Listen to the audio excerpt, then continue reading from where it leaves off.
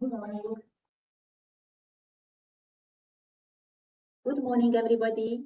We wanted to do a very quick sound check, so we all hope that you can hear us.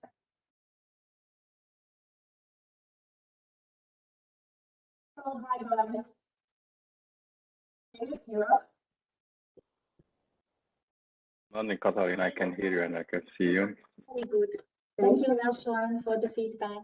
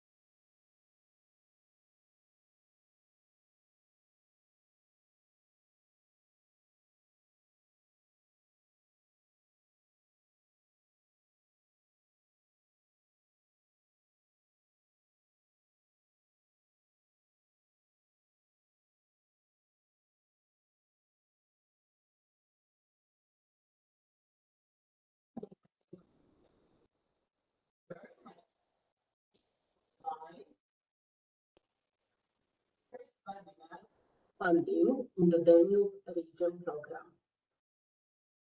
We have more than 450 participants registered for this webinar. But don't worry, if you miss something, it will be posted on our website and our social media.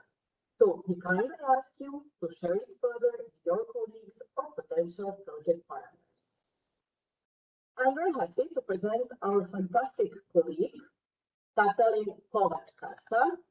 She's the project officer for the priority, the Smarter Danube region. So she will be presenting a webinar on two specific objectives on this priority. And my name is Mirjana Vidanovic. I'm a communication officer, and I will be moderating this session.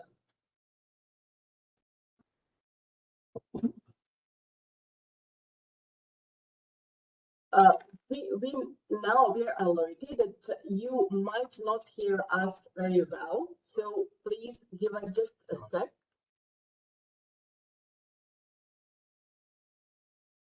Thank you, Mirjana. I'm switching to headset. Maybe that will help with the sound.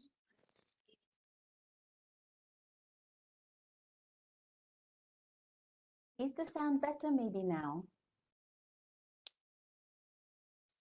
Yes, fine. Yes, I already have this experience with online presentations. That headset is always helping. Thank you, Mirjana, for the introduction and welcome you all to our webinar. I thank you also for the questions you already raised in the registration form. I wanted you to know that I would cover both specific objectives in one presentation with additional specificities about the region and also about the first potential call details. And then after the presentation, we will be able to check your questions and we will be able to answer all the questions. So please be ready for the information. And what is also important to know that this webinar is at the moment focusing on the content of the program. So not all the details are at the moment available to share with you, but what is to be shared, I can now tell everybody and then we can discuss the questions. So.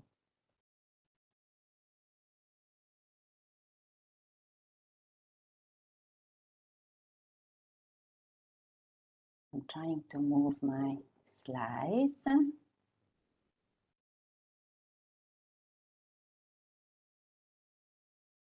Maybe I would need my colleague's help because the screen is not moving.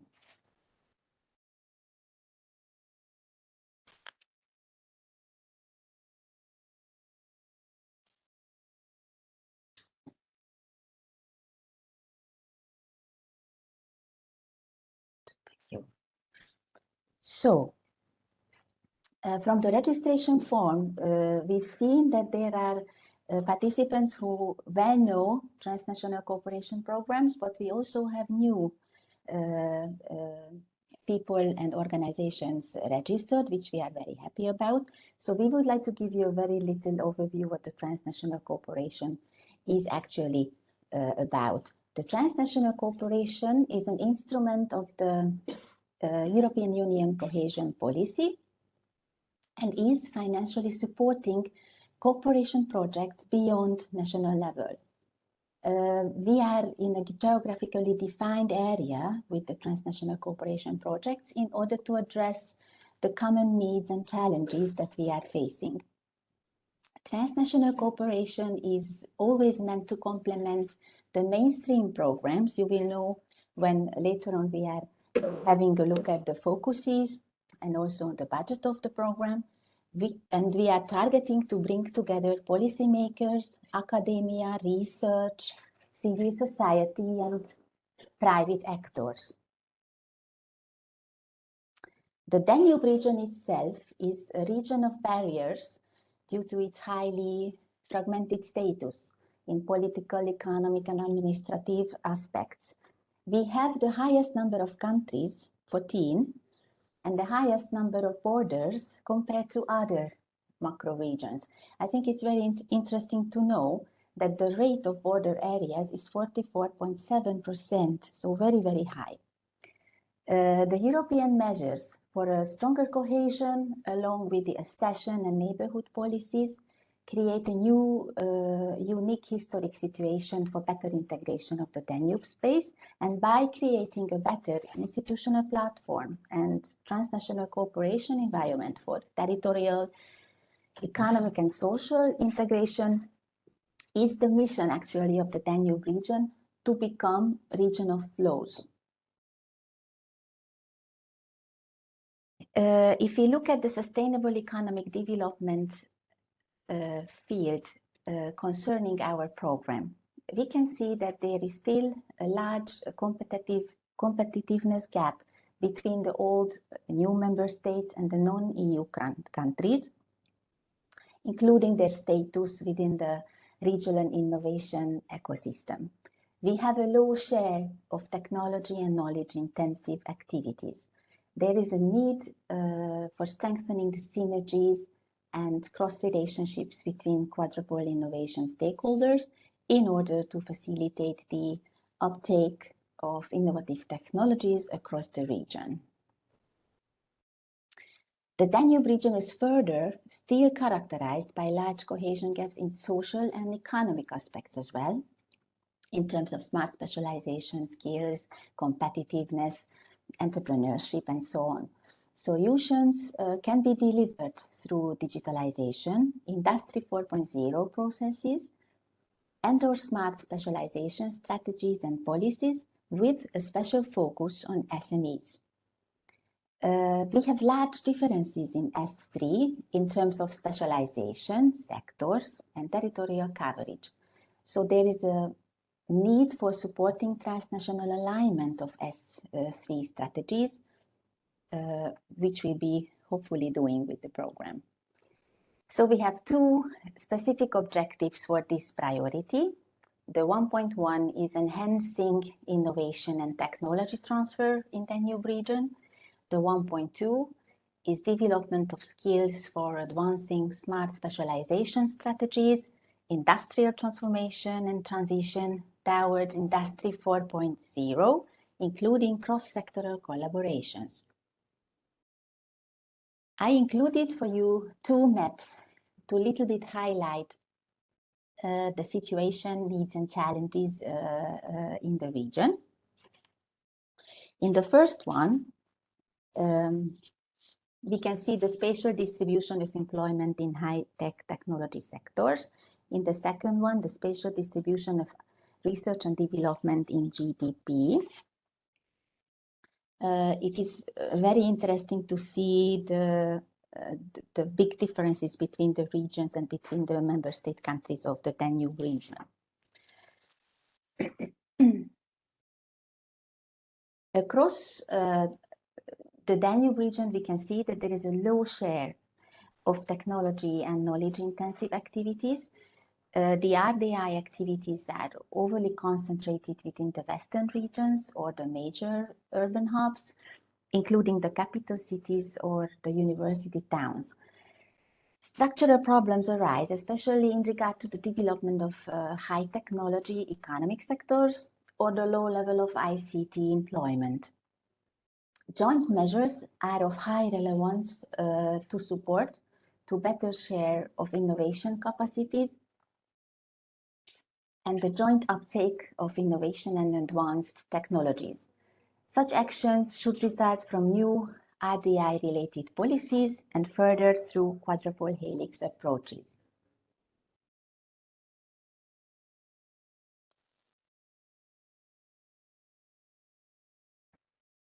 Sorry, I am closing the door because you might hear some voices from the office.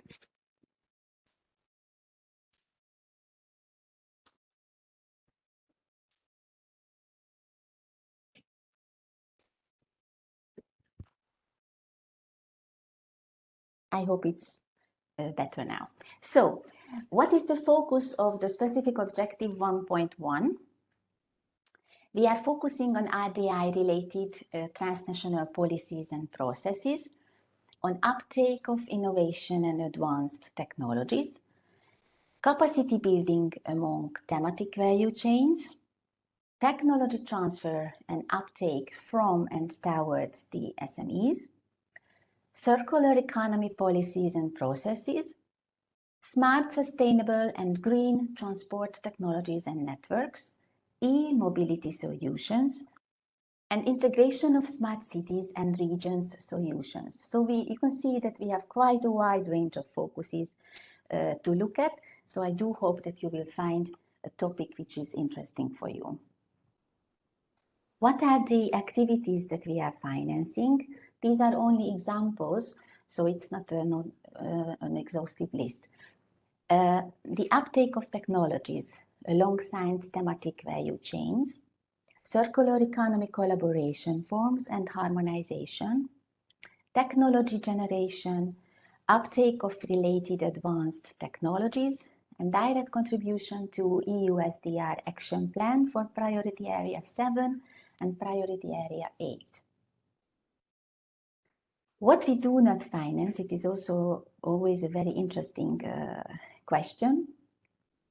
Danube region projects always have to be embedded in a territorial scenario. So in case a project idea is not embedded, we cannot finance it. Projects also have to involve countries of different level of innovation capacities. And we need to check that in the project idea and the project plan, the focus, the predominant focus is not on infrastructure. It is very important to highlight for you.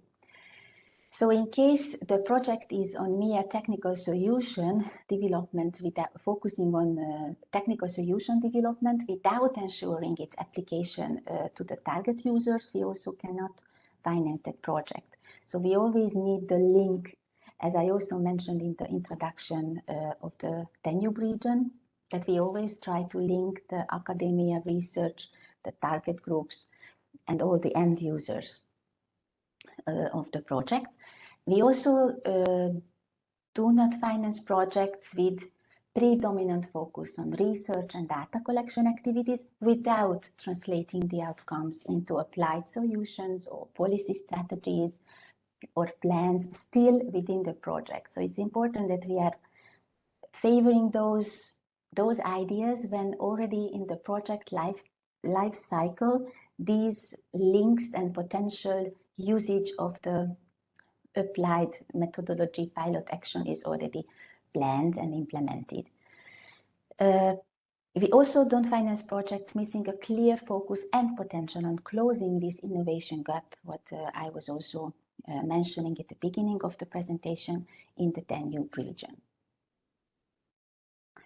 Now, if you move to the specific objective 1.2, I added a table about proportion of innovative enterprises of all enterprises in the Danube region. So you can see that above the EU average is only Germany and Austria, which we all know, and all the other countries are below the EU average.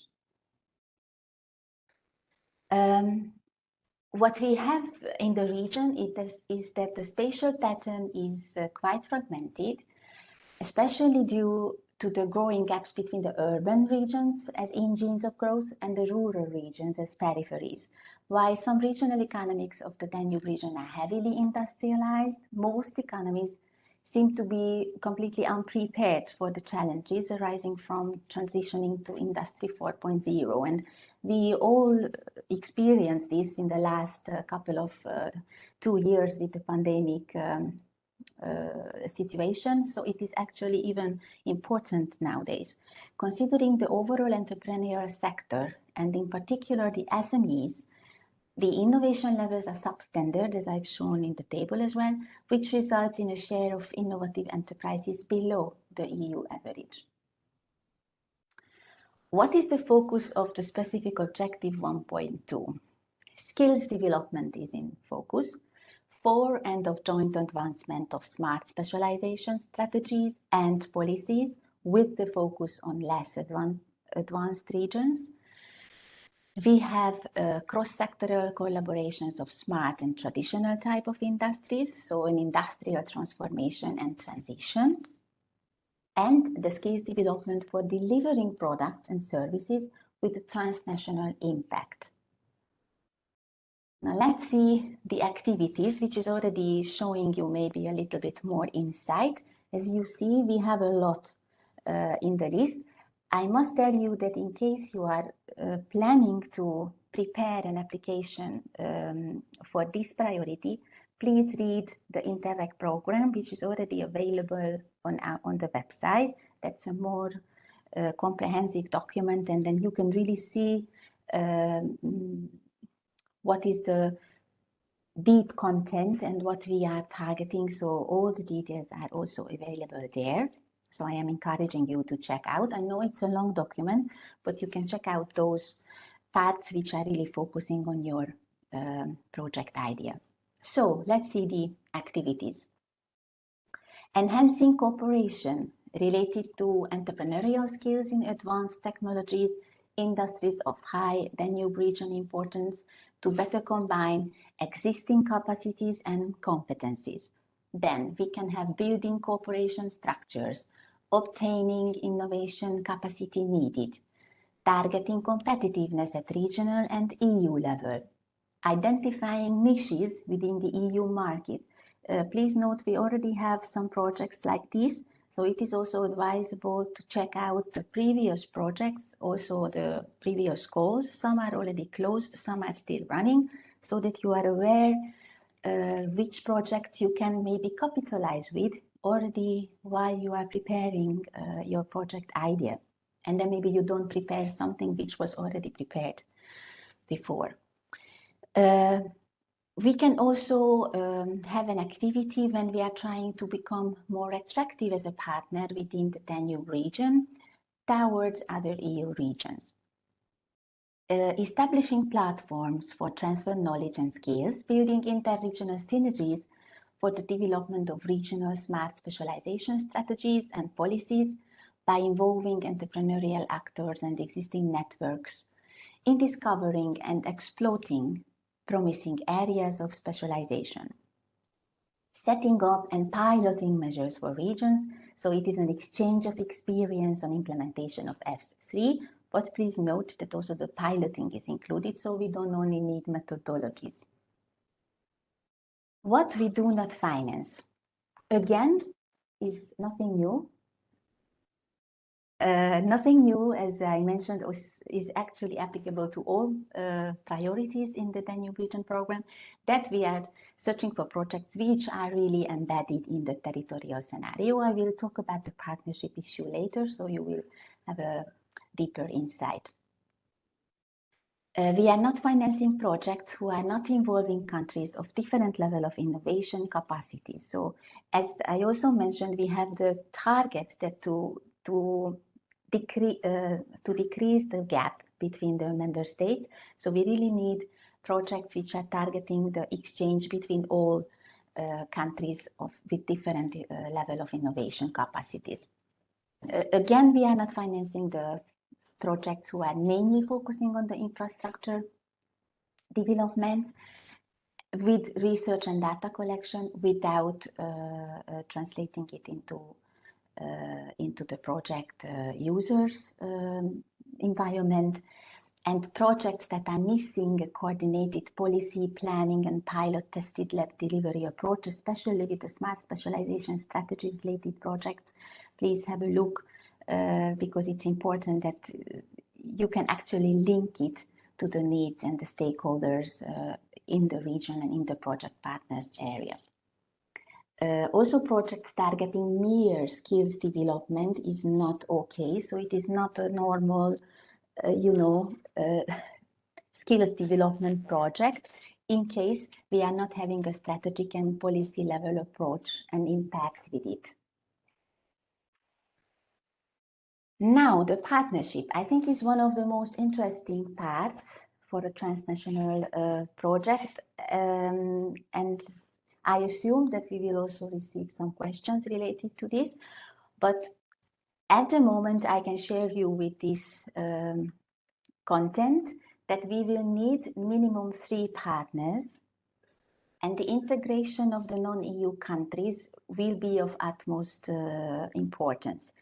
What is new, so those who are already having experience with the DTP program, this will be also a new information, that we will have Interreg funds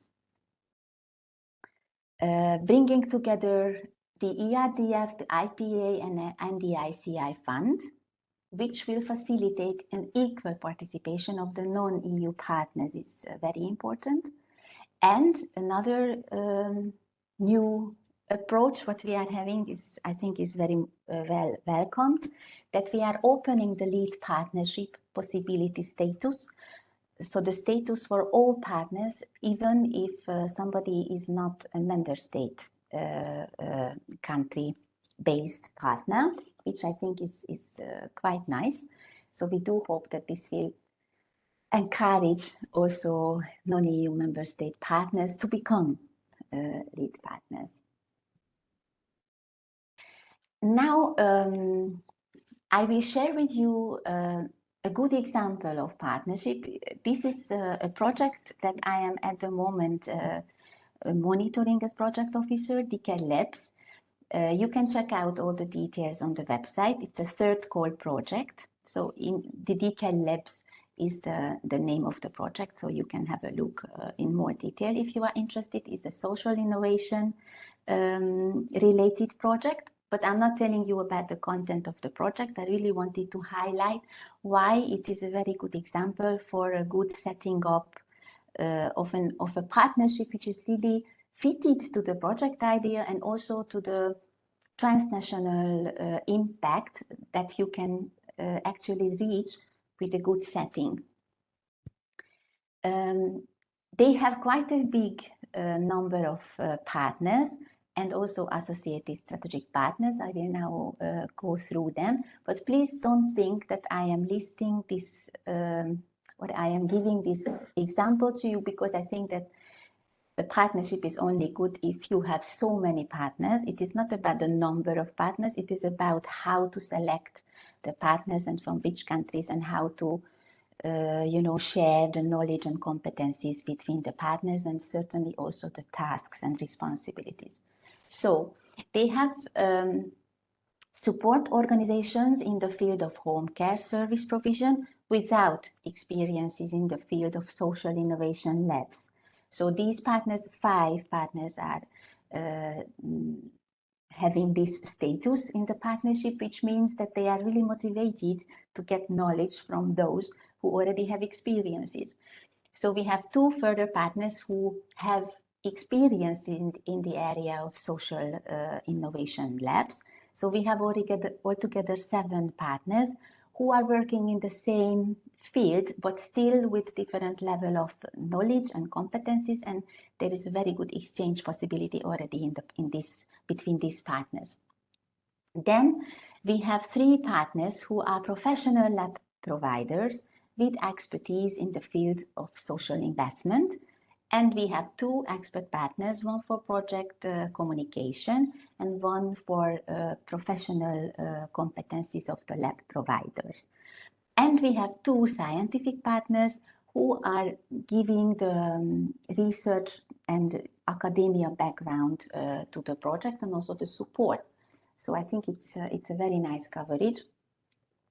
And which is also not very usual, that they are covering also as associative strategic partners a quite big range of partners with local level who are responsible for the provision and delegation of social services. We have also regional level covered by partners who are relevant for regional development, innovation structures, and they are acting in some cases also as a legislator.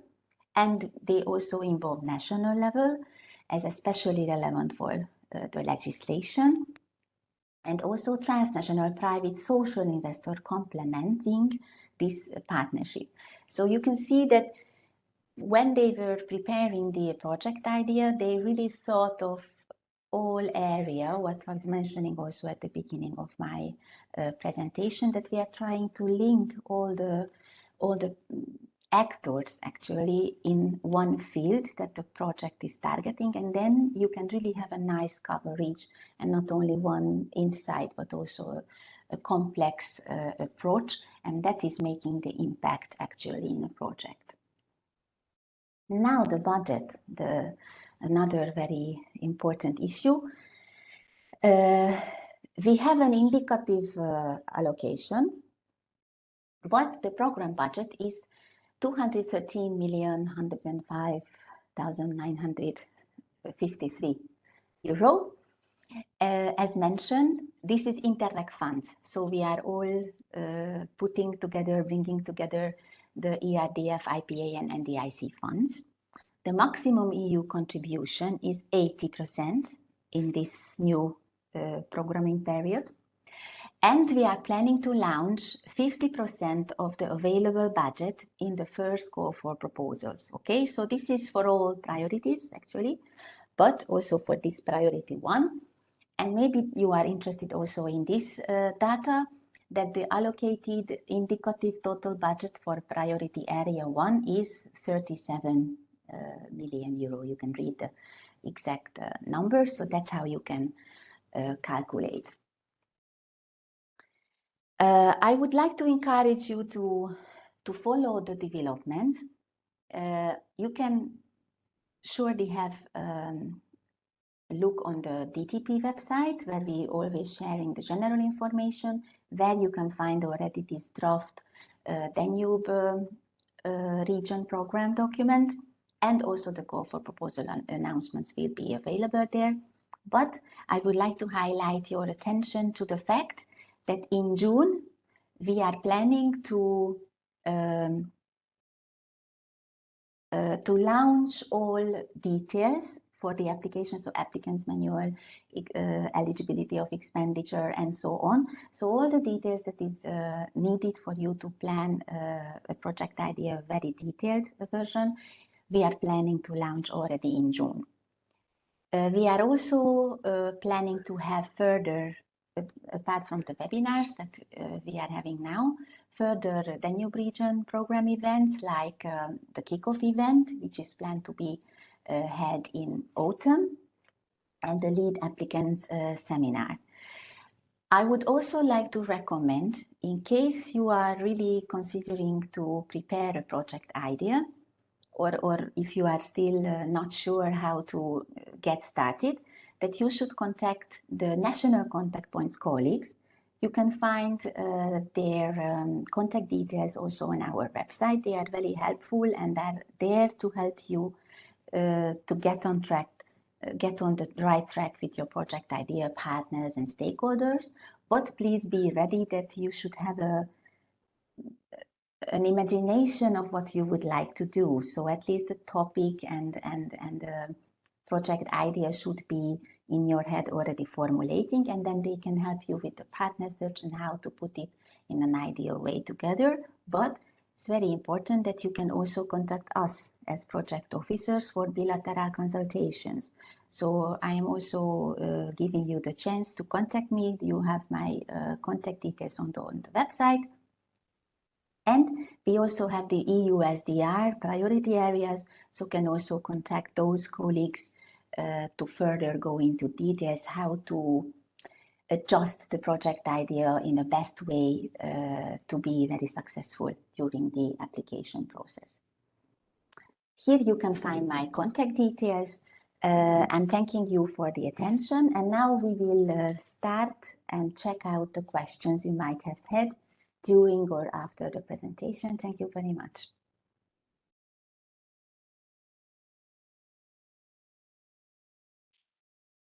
Thank you, Kata. It was really informative. It was clear. Thank you for giving also information, or our audience can find more information. Thank you for mentioning a great network of 14 countries, national contact points. So please get in touch with them in case you would like to learn more about the application process. As Kata said, today it was only about the content. So thank you once again. And now we can go to see the questions. So one of the participants asks if we can send presentation to participants after the webinar. Yes, the content of the webinar will be available to the registrants. We will also post it on our website and social media. So yes, sure, it will be.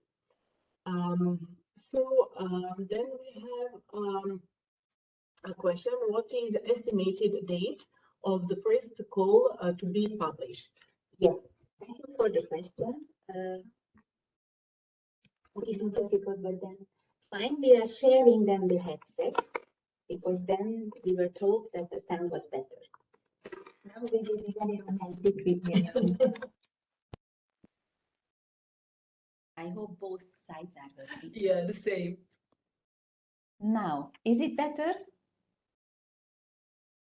Yes, much better.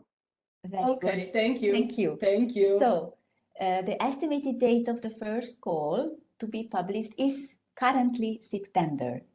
You should be aware that as I mentioned already, we are planning to launch the 50% of the total budget for the first call. So with the current situation in Ukraine, we don't want them to miss this opportunity. So we do hope that maybe by September it will be a better situation than now. So the planned date is September at the moment. That's what I can share with you. Yes, but don't wait until September. Start right No, now. no. So in case with preparation. that's why right? we were trying to recommend and encourage you that you have now a lot of time with the content, with the colleagues that we were mentioning to contact. So please try to start the preparation for the project idea. And then June, the final details are to be launched, hopefully. And then if everything goes fine, we will have the call launched in autumn. Yes, then there is another question which we already answered about sending the presentations. So we're moving to the next question. What will be the deadline for submission of projects? Well, this is depending on the launch of the call, but let's suppose we are launching in September, then sometimes November would be the deadline for submission. Okay. Okay, then can you share a direct link to the strategic document available already on the website mentioned in the presentation? I think that you can find it easily because you mentioned the. See, I'm only now checking. I think I included in my presentation Also the link to the website part where all the documents are available now. Now I cannot go back quickly, but thank you. My colleague is now sharing it in the chat box. Thank you, Horst. So next question is, what is the indicative call date, the maximum project budget, and the grant rate? Does the grant represent the minimum state aid? Okay, so the indicative call date we discussed is September. Maximum project budget. It's not set yet. So what we can say that you can have a look at the website at the previous projects, but I have certainly a statistics about the previous innovation related projects, and the general project size was about 1.5 million euro, but this is like a statistics. So now it is not fixed yet how we will be launching the call concerning the project available budget. Okay. Anna is also, yeah. Then we have a comment. So, we missed that. I think we there was missed some. That one. The grant rate is 80%. I think this was also in the. And with the de minimis, we will have to check de minimis rules as usual, but I think it will be this time a bit more strict because we will have to check it at activity level. But I am not a financial expert, and it is still everything concerning the expenditures and details of financial issues are still under discussion with the monitoring committee, so I am not going to give you a final answer concerning that part. Thank you, Kata. Then we have the next question. What is the budget available for the specific objective 1.1 and specific objective 1.2 for all finance projects in the first call? We already answered that question. Not exactly, because this question goes, so we are not sharing between and not setting objectives. the amounts between the 1.1 and 1.2. We are announcing the call for the priority area 1, and we are not indicating how to share, because we might receive much better projects in 1.1 and maybe much better projects in 1.2. So that will be the decision of the monitoring committee when we already see how the projects are performing, or which are the good projects to be financed.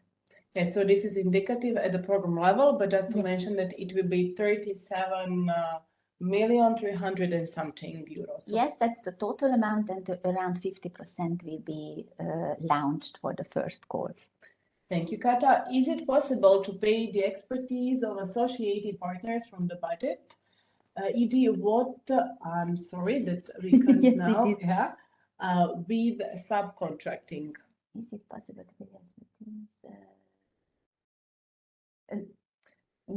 I think no, but I would need maybe a financial colleague to confirm. Associated partners are at the moment in the current program, so that's why I'm mentioning this, because we didn't fix this all the details for the launch of the goal. They are able to participate in the meetings, and they're, yes, Simona is, how can we? I could answer this Thank you, Simo. here, because for associated strategic partners, the proposal is to pay still only travel and accommodation. So it was not in the past and not planned in the future to pay external expertise for these associated strategic partners. Neither it is allowed to subcontract partners or associated strategic partners. So this is absolutely forbidden in the program. Either it is a partner in the project, or the subcontracted should follow either the national rules or the rules that the financing agreements will be set for the non-EU countries. So it's never subcontracting partners and associated partners. Thank you, Simona, for the answer. Thank you, Simo. So the next question is, when can we expect the final version of the region program? This is a good question. It is also depending on the Commission. Well, we do hope that during the summer we will receive the final approval, and then we will have the final program launched. Are social innovation projects eligible? Yes, they are. Thank you. Very short answer. We are actually Thank not you. restricting anything. It will be an open call, so no targeted field is at the moment on agenda. So feel free, check out the possibilities in the focus areas and in the possible activities, and then we are waiting for your good projects. Will be there a matchmaking platform available, and if yes, when? So maybe This is your question. Thank you, Kata. So yes, we are working hardly on it. Now we're just collecting quotations. We're in negotiations with the companies, different companies, and assessing what time they will need. So we are working on it, and we do hope that it will be available as soon as possible, just to give them some time for customization. And yes, we are very much aware, and we are on it. And let's say that now this is the top priority of the program when it comes to communications. So yes, it will be. Thank you. What is the members area on the official IG website? if for project partners, how can we sign in?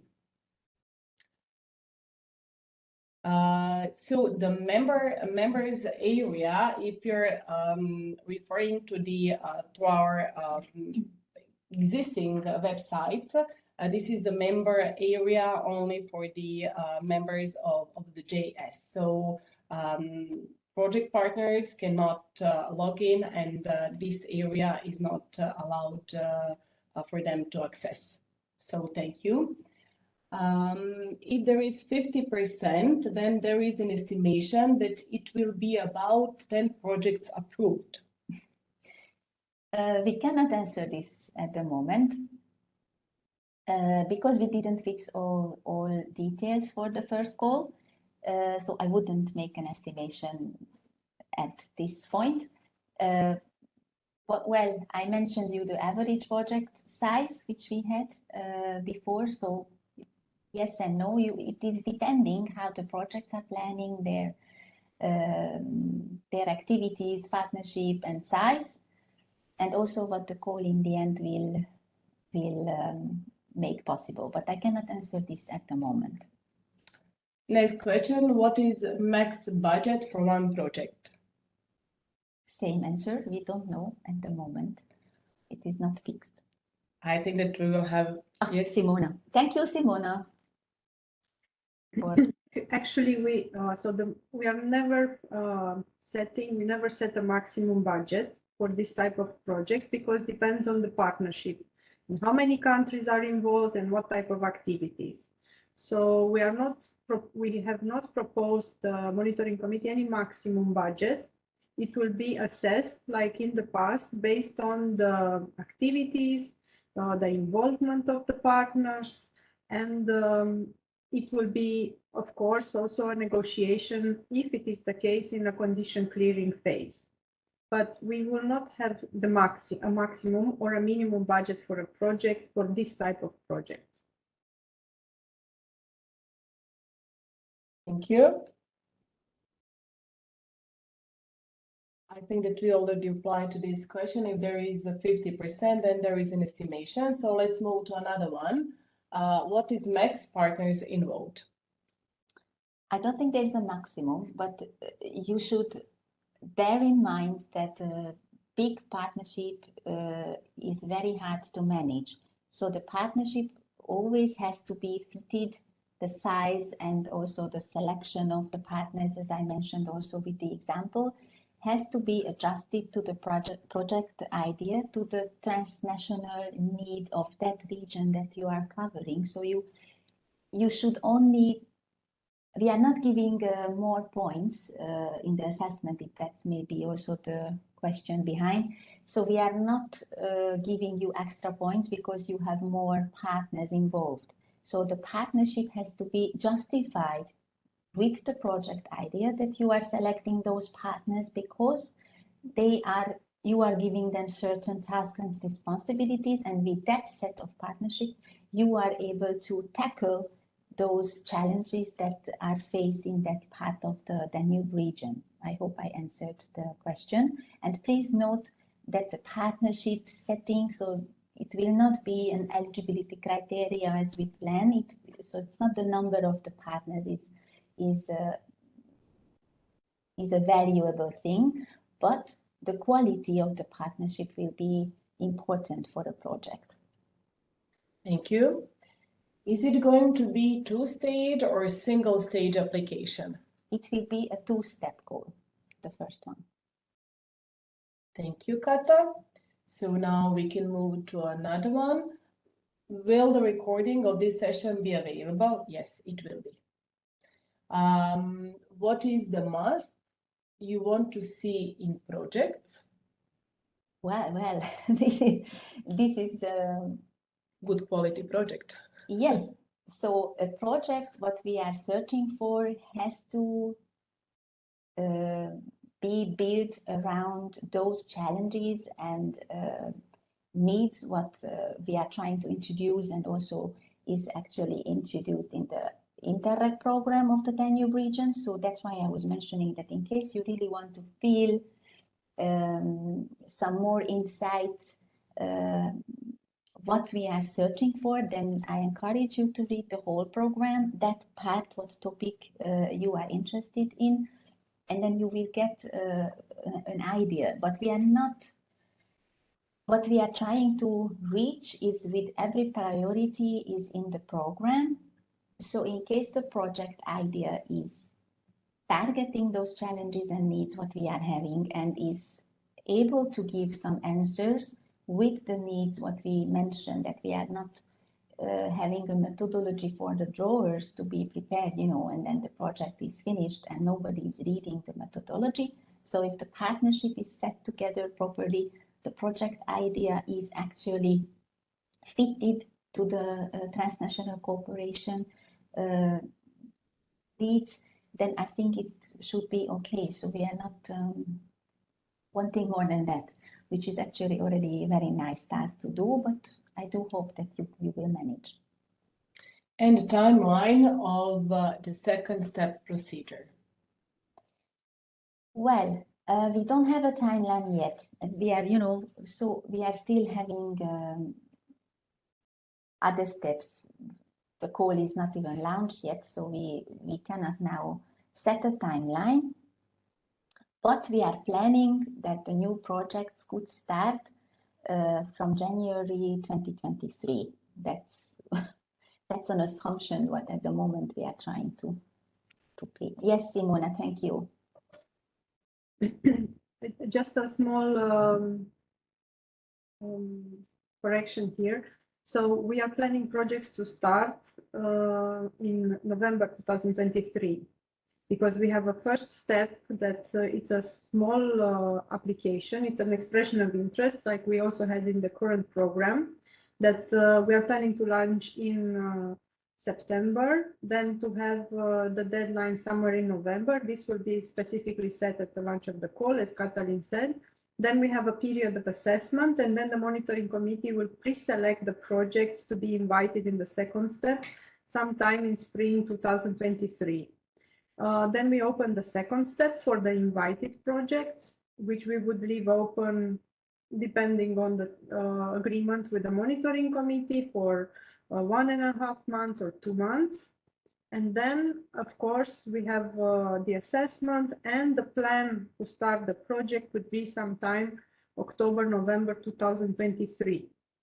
So this is all indicative, because it depends on the steps, on, of course, how many applications we receive in the first step, how many we will invite for the second step. But this is somehow indicative time planning, just to be more specific, more precise. Then we have a second question. Can you explain more about the rules of the second step procedure?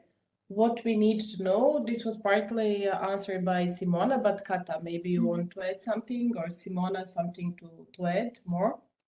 Okay, so thank you. Then we can move to another question. Is there a minimal number of countries and partners in the project? Yes, we need minimum 3 partners in a project. Okay, thank you. May we take a record of this webinar after it will end? You will get the content of this webinar will be available to you. So yes, you will also have the audio footage. Is there a limitation for one partner in terms of the number of projects that partner can participate in under the first call? Yes, this is a very usual question. We usually receive this question. There is no limitation, but please consider that putting together a transnational project is already a nice big task. So try to balance your capacities, tasks, but there is no limitation. Are there some mandatory measurable indicators that projects must meet? Yes and no. So the projects are actually planning the indicators that they are targeting themselves.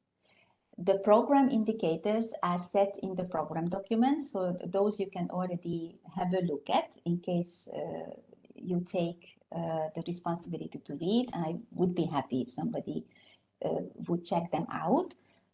And in an ideal world, the program indicators we are reaching through the project indicators.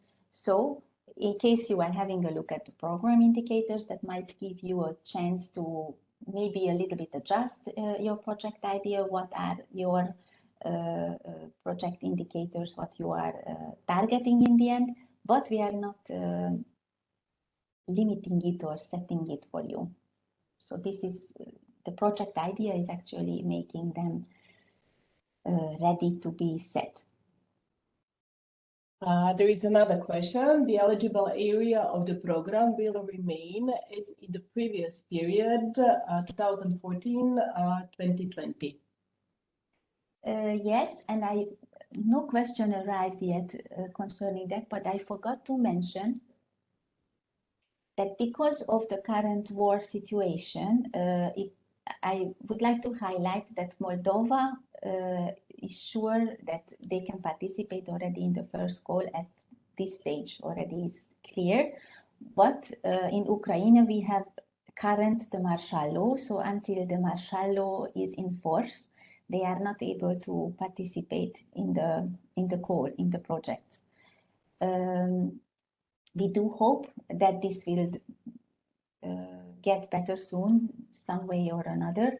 So then, once the martial law is over, we will try to find and depending when this is happening, we will try to find and inform everybody about the possibility how the Ukrainian partners can join the program, but they can already participate, in the preparation. So please don't be bothered to involve them already at this point, because from the feedback what we receive, also the first level control colleagues are working, majority of the partners in the project are operating also at the moment. So I am encouraging you also to plan with Ukrainian partners. Yeah. So next question is, what is the rule in terms of the origin of the partners in minimal number of partners? In other words, does each project must have IPA partner? No, you don't have to, but we are encouraging to involve the non-EU countries, but it can be also NDICA country, so it doesn't have to be IPA country. Okay, so it's not fixed that it can be only or must be also IPA partner. It's certainly depending on the project idea, what countries you can cover with the project. So then there is another comment which says, okay, minimum partners is 3, but how many countries? Is there any minimum? 3 is the minimum of partners.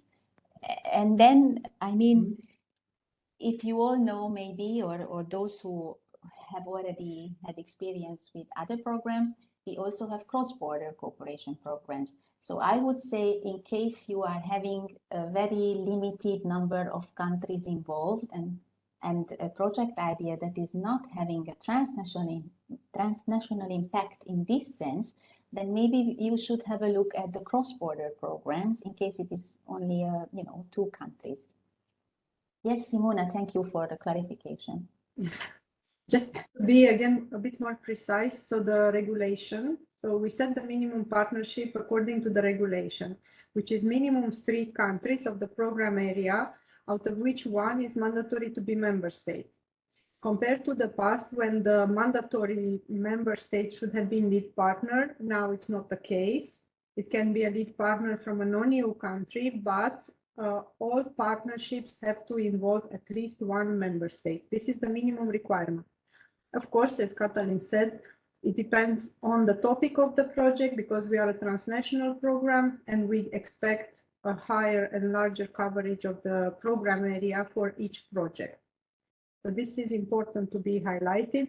And one other aspect that now we are, as we wrote also in the cooperation program, which is in our Interreg program, it's called now, it's on our website. My colleagues will share the link. We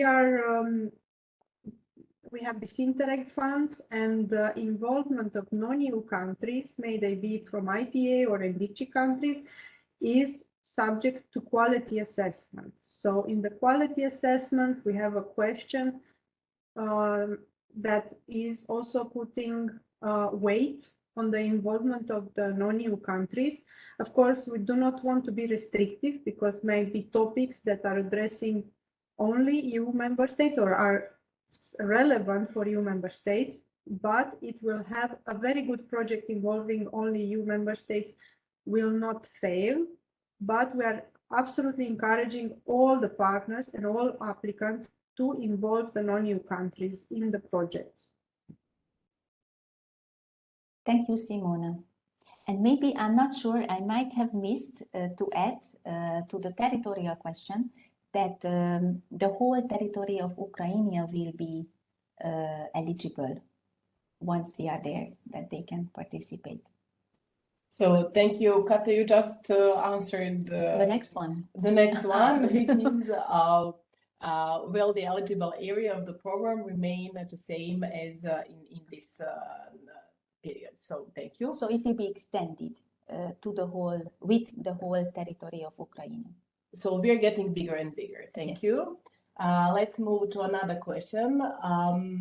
What is the rule in terms of the origin of the partners in minimal number of partners? For example, does each project must have IPA partner? I think this Simona already answered in a detailed way just now.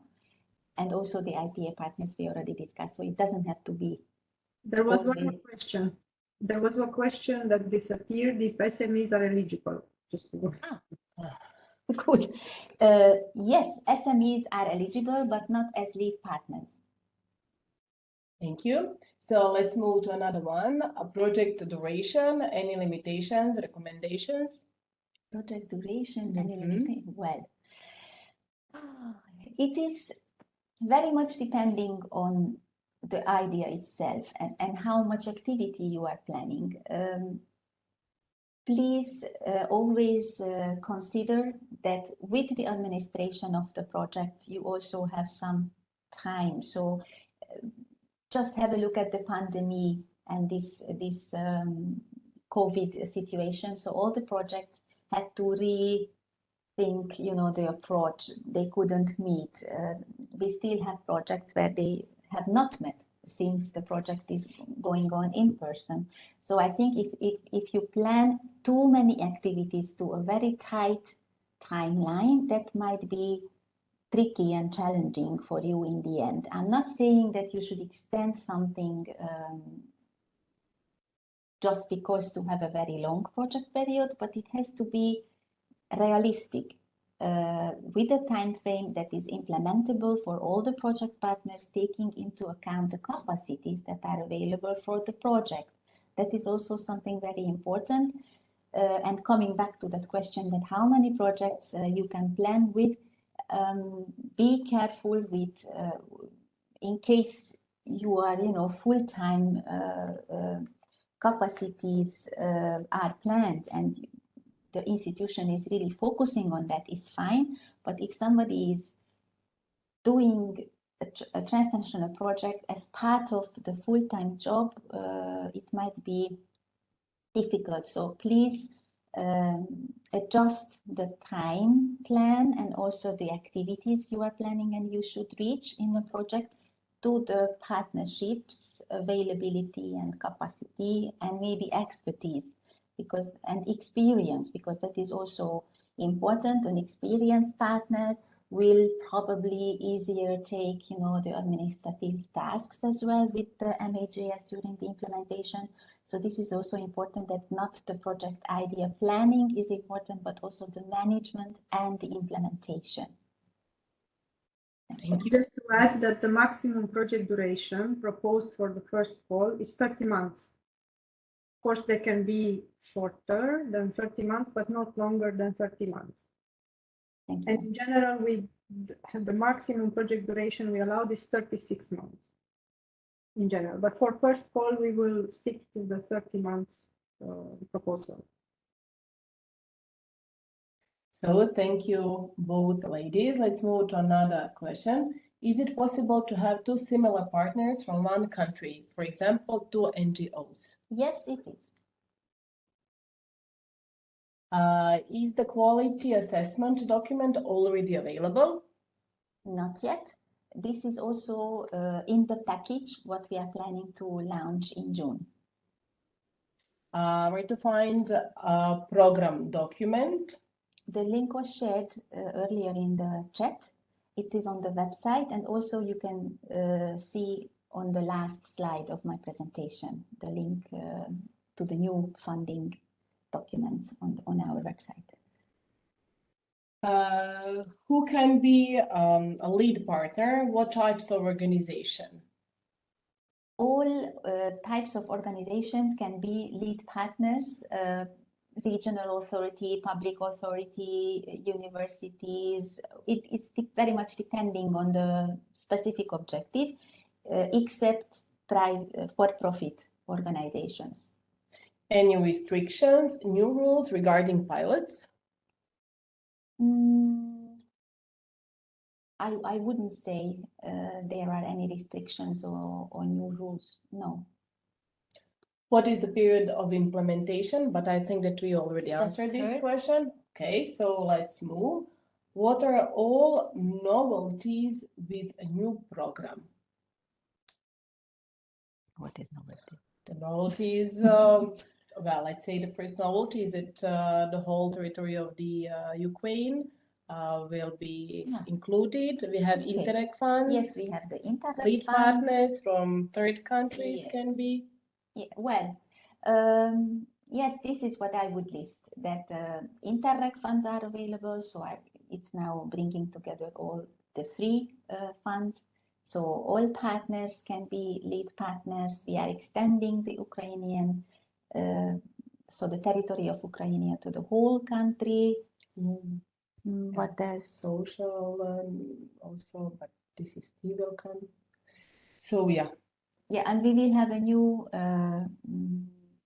priority to be targeted, but that my colleague Stephen will be explaining to you later during the webinars.